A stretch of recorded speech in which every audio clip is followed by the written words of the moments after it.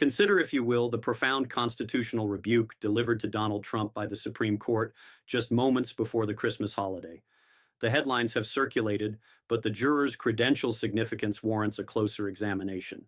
The court has ruled decisively that the current executive regime lacked the statutory authority to federalize and deploy the National Guard to enforce laws in the state of Illinois. The architecture of this decision is telling.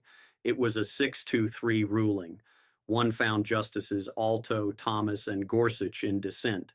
Yet joining the court's three liberals in the majority were Chief Justice Roberts, Justice Barrett, and notably Justice Kavanaugh. The opinion is an exercise in textual precision. It declares that the Department of Justice failed to carry its burden. They could not demonstrate that the statute in question, 10 U.S.C. Section 12406, subsection 3, permits the president to seize control of the National Guard under a nebulous claim of inherent authority to protect federal personnel and property. However, the true intrigue lies in the margins, specifically in a concurring opinion authored by Justice Kavanaugh. In a footnote, he engages in what can only be described as a frantic attempt to revise his own judicial history. As observers have noted, the justice appears to be insisting that immigration enforcement under his watch should not resemble the very thuggery that the Trump administration has made its hallmark. Allow me to read the text of this footnote, for it carries implications far beyond the immediate case. While the central ruling prevents the irregular deployment of the National Guard, Kavanaugh writes the following. The state and the government disagree about whether immigration officers have violated the Constitution in making certain stops and arrests. He continues with a sudden reverence for civil liberties. The basic constitutional rules governing that dispute are long-standing and clear. The Fourth Amendment requires that immigration stops must be based on reasonable suspicion of illegal presence. He adds that stops must be brief. Arrests requires probable cause, and most remarkably that officers must not make interior immigration stops or arrests based on race or ethnicity. This is an extraordinary statement from Justice Kavanaugh because it stands in stark contrast to his decision from September 8, 2025. One might recall that when California and other states argued that ICE and Border Patrol were targeting communities based on race, the lower courts blocked those actions. Yet Kavanaugh, speaking then for the court, essentially vacated those protections, allowing what became known as Kavanaugh stops profiling by another name. To understand the magnitude of his retreat, recall his reasoning in that September opinion.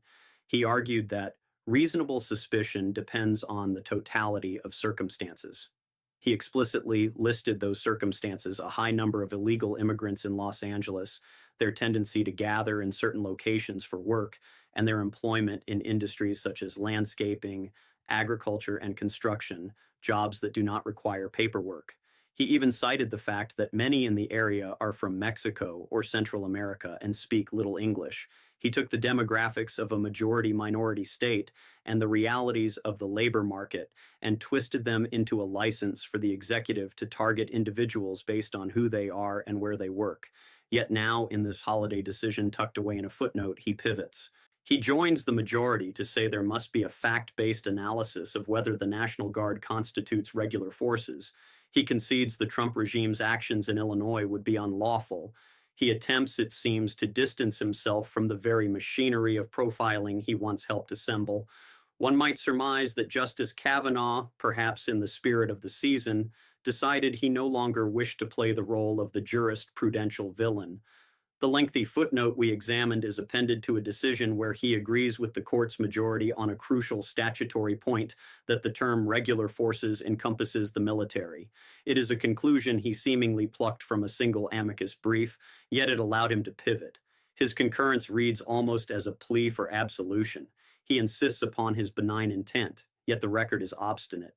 The four factors he previously cited as grounds for suspicion: employment in agriculture, gathering in public spaces residing in Southern California, were the precise criteria used by the executive to target specific nationalities. Now he retreats. He presents his newfound clarity as if it were ancient wisdom, writing as though the rules against racial profiling have always been inviolable in his mind, conveniently ignoring his own recent jurisprudence to the contrary. But beyond the curious case of Justice Kavanaugh, the court's broader behavior demands attention. This ruling arrived via an emergency motion, a procedural vehicle the administration has exploited successfully throughout the year until now. They end the year not with a coronation of executive power, but with a rebuke. The significance here cannot be overstated. The issue was not merely whether the president could station the National Guard in Illinois or Texas, an act that itself would have flirted with tyranny. The true peril lay in the administration's argument for total difference. Their contention maintained until the final hour was breathtaking in its audacity, that if the president declares a rebellion exists or defines troops as regular forces, that declaration is final. End of story. Had the court accepted this logic, had they granted the executive the deference it demanded, the president would have possessed a blank check. He could have utilized emergency powers for any number of pernicious ends, including the disruption of elections. The stakes were nothing less than the architecture of the republic. One interpretation is that this court, generally sympathetic to executive vigor and conservative policy, peered into the abyss. They realized that to greenlight this specific claim would be to sign the death warrant of the democratic system. Thus, they issued a decision that was textual, and solid. They engaged in the pedestrian but vital work of statutory construction. They determined that regular forces includes the military, a counterintuitive reading perhaps, but one grounded in deep research. Rather than rushing to judgment in a few days, as is typical for emergency applications, the court deliberated. They requested supplementary briefings. They took a month, and in doing so, they delivered perhaps the most consequential opinion of this second Trump era. They have shattered the presumption that the president's invocation of an emergency acts as a solvent upon the rule of law. Yet now, in this holiday decision tucked away in a footnote, he pivots. Justice Kavanaugh's reticence to speculate on the future is understandable, for the administration retains one final draconian instrument, the Insurrection Act. They have thus far eschewed its use, likely recognizing that the political price of deploying the American military against American citizens would be ruinous. Yet, should they choose to cross that Rubicon, the Supreme Court has now made it abundantly clear that a legal confrontation will ensue. The court has refused to prejudge whether domestic military policing violates the Pars Comitatus Act, ensuring that any such move remains legally perilous. The administration effectively finds itself back at the starting line. Their strategy to militarize law enforcement in Portland, Los Angeles, and beyond has been stymied. They cannot plausibly argue that regular forces are insufficient when they have not yet attempted to utilize the army through lawful channels. They are left with a stark choice: invoke the Insurrection Act or retreat. To claim as they might that the unrest in a city like Portland rises to the level of insurrection under the statute is an absurdity that the American public would likely find difficult to swallow. And even if they proceed, the court has signaled that it will not stand idly by. It will adjudicate the legality of that decision using standard judicial methods, rather than bowing in blind deference to the whims of the executive. This decision is in a sense a hidden warning. For too long, the court has permitted the executive to expand its power under the flimsy pretext of national security. As we have seen with this president, if you grant him an inch of latitude, he will seize a mile of authority. He has treated national security not as a serious concern, but as a universal solvent to dissolve any legal impediment to his desires, be it regarding wind energy or border policy. The court's ruling suggests a limit to this indulgence. They seem willing to tolerate a certain degree of executive overreach, what one might call authoritarianism, light.